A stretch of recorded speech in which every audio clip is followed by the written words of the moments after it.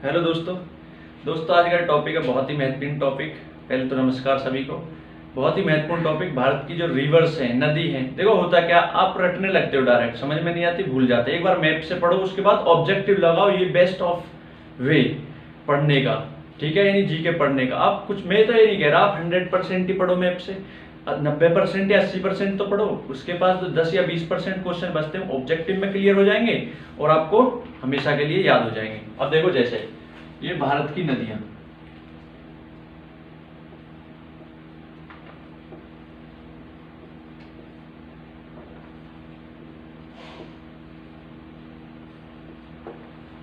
ठीक है। अब मैं भारत का नक्शा बना रहा हूं, जैसे बने ठीक, नक्शे से मतलब नहीं है, बस समझ में आना चाहिए, ठीक है।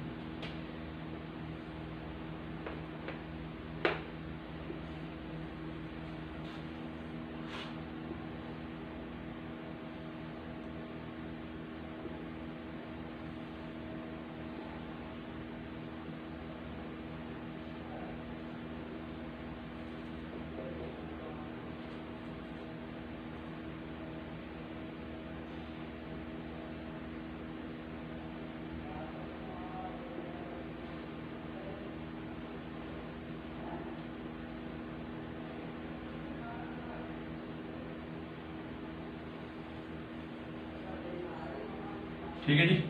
अब देखो आप, इसमें दो, इधर आपका क्या, इधर बंगाली खाड़ी, नक्शा अच्छा न बना, और इधर आपका अरब सागर,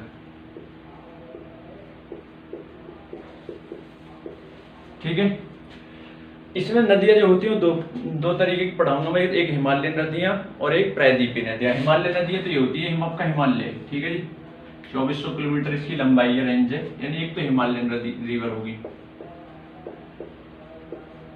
और एक होगी आपकी प्रायद्वीपीय।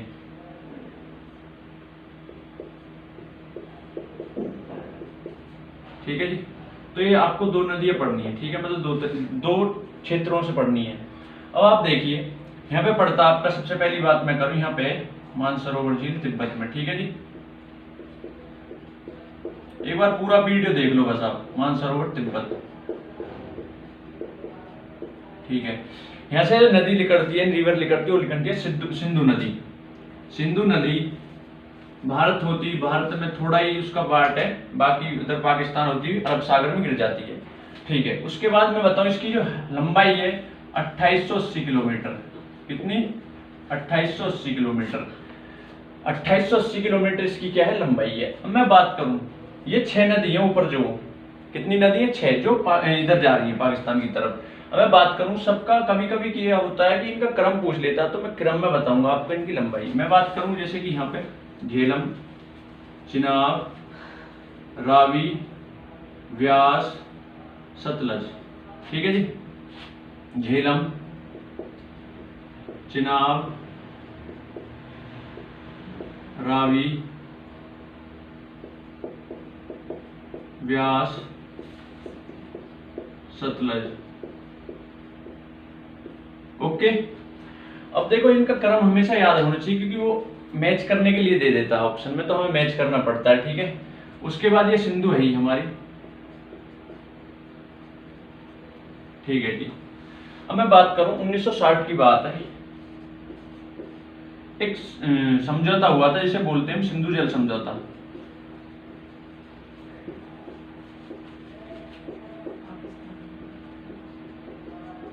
ठीक है। 1960 में तत्कालीन प्रधानमंत्री जवाहरलाल नेहरू की टाइम पे हुआ था, और विश्व बैंक की अध्यक्षता में हुआ था, याद रखना ये पॉइंट। अब मैं देखो, सुनो जी के पढ़ने का, फिर मैं एक बार तरीका बता रहा हूँ। जैसे विश्व बैंक आया यहाँ पे, तो विश्व बैंक के बारे में हम पूरी डिटेल जाननी थी, लेकिन मैं नहीं बता रहा। आगे अगर आप कहोगे तो ऑब्जेक्टिव क्वेश्चन की डेली 40 या 20 क्वेश्चन की सीरीज लाऊंगा, उसमें जैसे कि 20 क्वेश्चन कराए मैंने, तो 20 क्वेश्चन में ही मैं आपको 100 क्वेश्चन कराऊंगा, ठीक है। तो आप बताना कैसी लगे, और इस पर पहले आप फोकस करिए, पहले तो हम इसको ही देखते हैं, ठीक है जी। जो सिंधु जल समझौता हुआ था, इसमें यह था कि 1960 में ये कहा गया था कि ऊपर की जो 3 नदियां हैं, ऊपर की जो 3 नदियां हैं, सिंधु, झेलम, चिनाब, ये जो 3 है, सिंधु,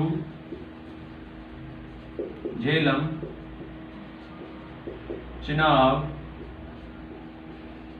ठीक है। इनका जो 80% पानी है, जल है, वो पाकिस्तान को लेगा, और जो इनका 20% है वो कौन लेगा? इंडिया। नीचे जस्ट उल्टा था, रावी व्यास सतलज, जो रावी व्यास सतलज, इनका 80% भाग इंडिया और 20% भाग पाकिस्तान। ये चीज आपको याद रखनी है, ठीक है जी, क्योंकि कभी कभी क्वेश्चन पूछ लेता हो कि बताओ निम्न में से किसका 80% भाग पाकिस्तान में जाता है, ठीक है। तो आपको ये चीज एकदम दिमाग में, दिल और दिमाग में उतरनी होगी। एक क्वेश्चन किस प्रकार और बनता है वो और देख लो। क्वेश्चन बनता है, आप बताओ तुलुल परियोजना किस नदी पर है? तो किस पर है? झेलम नदी पर है। जम्मू किस नदी पर बसा हुआ है? तो किस पर है? चिनाब नदी पर है, ठीक है। अगर मैं कहूँ, बात करूँ श्रीनगर किस नदी के किनारे? तो झेलम नदी के किनारे है, ठीक है। इसी प्रकार और अनेकों क्वेश्चन इन पे बनते हैं, मैं बताता जा रहा हूँ, इसमें कमांड बनाता जा रहा हूँ। इसी प्रकार आपको देखते रहिए आप, और इसके बाद जो वीडियो आएगी वो माउंटेन पे लाऊंगा ग्राफ से ही, मतलब पूरी जियोग्राफी पूरे ग्राफ से। अब आप देखिए, इधर जो नदी निकलती है वो एक नदी निकलती है गंगा, गंगोत्री से, ठीक है जी। ये हमारे उत्तराखंड में तो है ही, यूपी, बिहार, और ऐसे होती है पश्चिम बंगाल, यानी कि बंगाल की खाड़ी में जाकर गिर जाती है। एक नदी निकलती है बंदरपूंछ से, बंदरपूंछ यानी यमुनोत्री से यमुना। ये किसकी सहायक नदी है? ये गंगा की सहायक नदी है।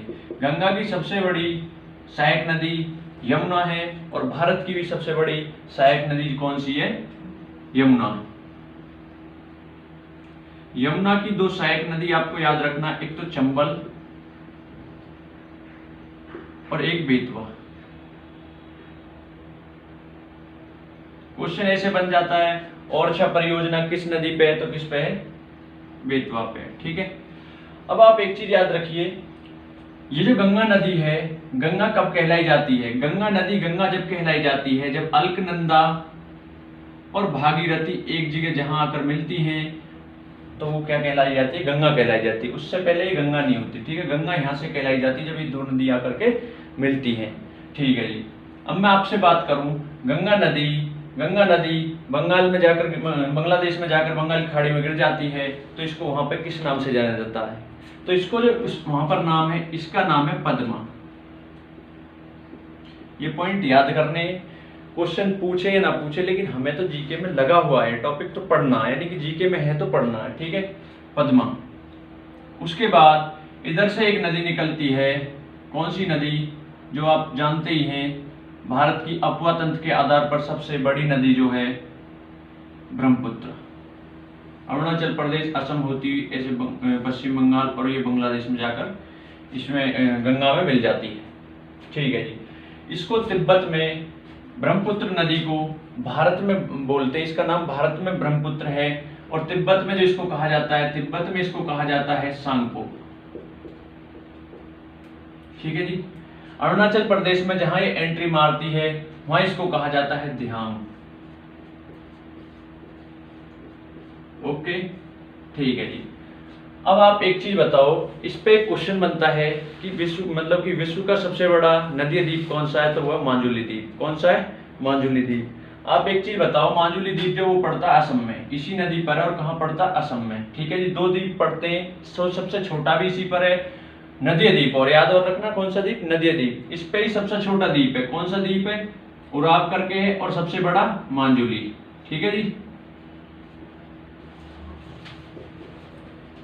ठीक है।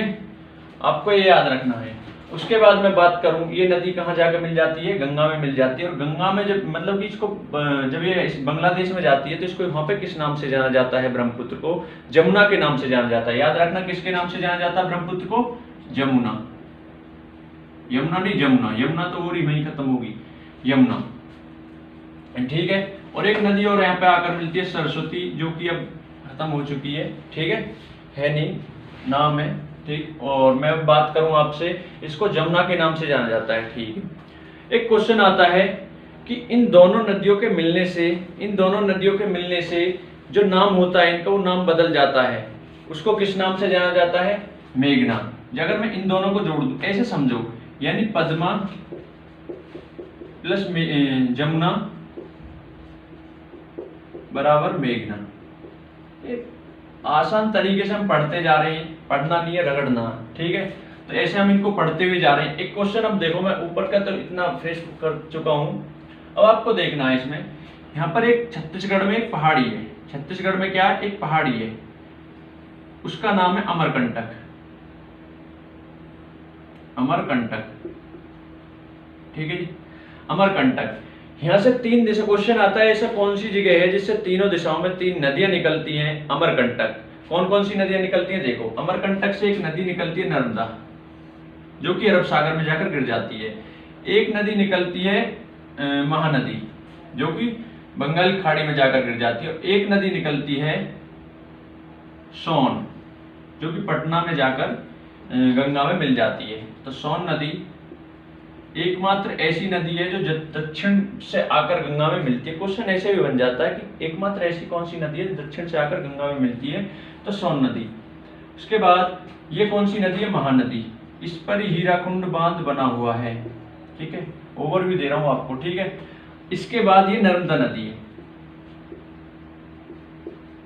और आप याद रखना, गंगा के ऊपर से भी आती हैं बहुत सारी सहायक नदियां हैं, जैसे कि गंडक, कोसी, बागमती, घाघरा, बहुत सारी नदियां और भी, लेकिन हमें इतना इनको डिटेल में नहीं पढ़ना। जो मैं बताता चल रहा हूँ बस वही याद रखो। उसके बाद आपको जो ऑब्जेक्टिव लगाने में आपको किताब दिखा दूंगा, कौन सी किताब से लगाने हैं, ठीक है जी। या तो आप लूसेंट ऑब्जेक्टिव ले लीजिए, जैसे मैंने ये टॉपिक पढ़ा है तो आप उसमें से देखिए, उसमें बहुत अलग से क्वेश्चन मिलेंगे, लेकिन याद हो जाएंगे, गारंटी हो। याद क्यों होंगे? क्योंकि आपने मैप में एक बार इनकी स्थिति तो देखी, इनको देखा तो सही। अब आप एक चीज बताओ, खुद ही आप कहीं जाते हो, अगर आप मैं बता लगूँ कि जयपुर में ये है, या आगरा में लाल किला है, या मैं बात करूं ताजमहल है, ठीक है, इनसे क्या होता है? इनसे ये होता है कि आप जब तक किसी चीज जब आप देख लेते हो तो आपके माइंड में इमेज बन जाती है, आप उसको एकदम याद रखते हो, आप पिक्चर देखते हो, हर सीन बता सकते हो आप 3 घंटे में जो जो सीन देखा, ठीक है। तो इसलिए ये पिक्चर समझो, इसको इंटरेस्ट लो इसमें, ठीक है जी। नर्मदा नदी। उसके बाद मैं बात करूं, एक ताप्ती नदी और है, नर्मदा और ताप्ती, ठीक है। क्वेश्चन ये बनता है कि नर्मदा और ताप्ती के बीच में कौन सी रेंज है, ठीक है। तो इनके बीच में जो पहाड़ी है वो सतपुड़ा। अब एक क्वेश्चन बनता है कि रिफ्ट घाटी से होकर जाने वाली एकमात्र नदियां कौन कौन सी हैं? तो नर्मदा और ताप्ती। ये देखो, ये पहाड़ी है बीच में, ठीक है जी, ये रिफ्ट घाटी से बोलते हैं। रिफ्ट घाटी से तो होकर जा रही हैं दोनों नदियां। नर्मदा है, वैसे नर्मदा ऑप्शन में नहीं मिलेगा तो आप ताप्ती लगाएंगे, ओके, ठीक है। ये जैसे कि ये इनकी मैं जैसा, इसके बाद आप ये मत सोचना, देखो सतपुड़ा, जैसे मैं इनकी चोटी बताने लगूं, क्वेश्चन आता है इसकी सबसे ऊंची चोटी बताने लगूं तो खिचड़ी पक जाएगी। खिचड़ी नहीं पकानी, इसके बाद टॉपिक आएगा उसमें पकाऊंगे, ठीक है। अब देखो नर्मदा और ताप्ती, ये किधर बहती है? पश्चिम की तरफ बहती है, और ये तटीय क्षेत्र है और तटीय नदी है। ये तटीय क्षेत्र समझते हो, जिसके मतलब तटीय, ये प्रायद्वीपीय क्षेत्र है भारत का। जो प्रायद्वीप मतलब होता है जिसके 3 तरफ पानी लगा हो, पानी ऐसे ही नहीं लगा हो 3 तरफ, चाहे ऐसे हो 3 तरफ पानी लगा हो, ठीक है, तो उसको बोलते हैं प्रायद्वीपीय क्षेत्र। क्या बोलते हैं? प्रायद्वीपीय क्षेत्र। आप एक चीज बताओ मुझे, अब क्वेश्चन आता है कौन सी नदियां एस्चुरी का निर्माण करती हैं? कौन सी नदियां एस्चुरी का निर्माण करती हैं? जो पश्चिम की ओर बहने वाली भारत की तटीय यानी प्रायद्वीपीय नदियां वो एस्चुरी का निर्माण करती हैं। एस्चुरी आप समझ नहीं रहे होंगे, ये नदियां क्या करती हैं? डेल्टा का निर्माण करती हैं। जैसे कि मैं आपको बताऊं, यहाँ पे गंगा और ब्रह्मपुत्र के मिलने से एक डेल्टा का निर्माण होता है। किसका निर्माण होता है? डेल्टा का निर्माण होता है। डेल्टा आपने फिजिक्स में पढ़ा होगा, डेल्टा होता है ये, ठीक है, ये होता है डेल्टा।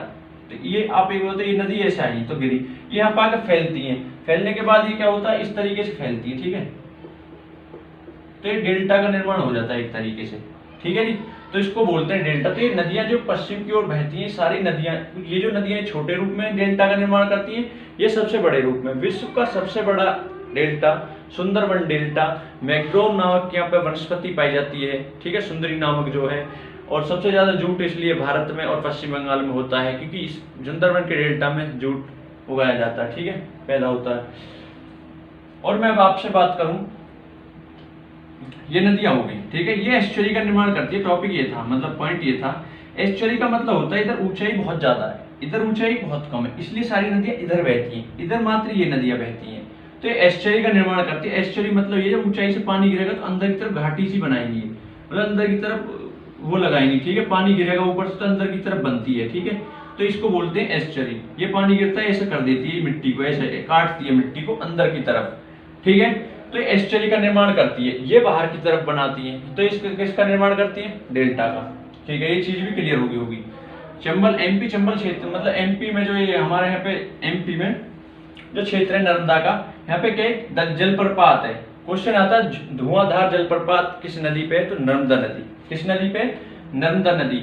अब मैं आगे बात करूं इसमें जो पॉइंट है, यहाँ पे एक नदी है और उस नदी का नाम है गोदावरी नदी।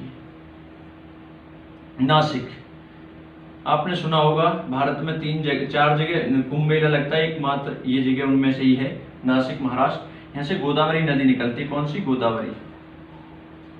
गोदावरी नदी से जो क्वेश्चन आते हैं वो ये आते हैं कि दक्षिण भारत की सबसे जो लंबी नदी है वो कौन सी है? तो कौन सी है? गोदावरी नदी। दक्षिण भारत की वृद्ध गंगा कहा जाता है इसको।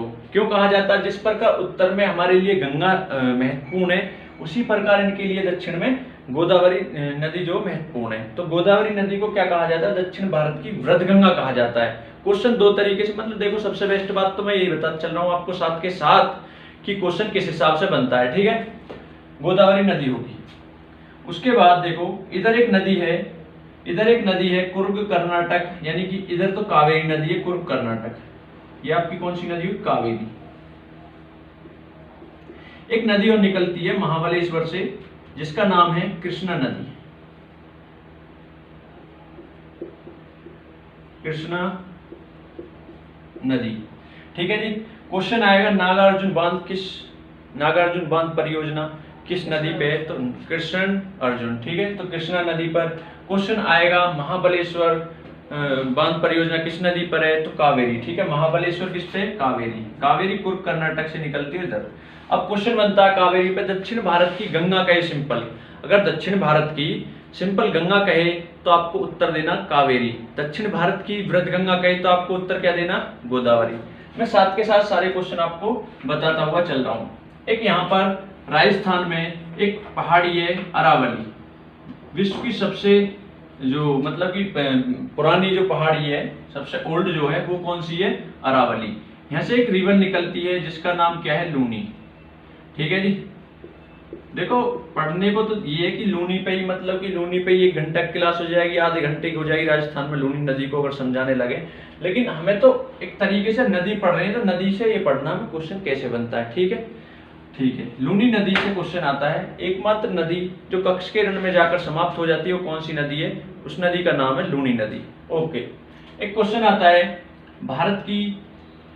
देखो क्वेश्चन किस हिसाब से बनता है, यहाँ पर व्यास और सतलज, ठीक है जी। क्वेश्चन ये कि भारत का सबसे बड़ा जो ऊंचा बांध है वो भाखड़ा नागल बांध है, सतलज पर है, ठीक है, याद रखना। लंबे की बात आए तो हीराकुंड बांध महानदी पर है, ठीक है।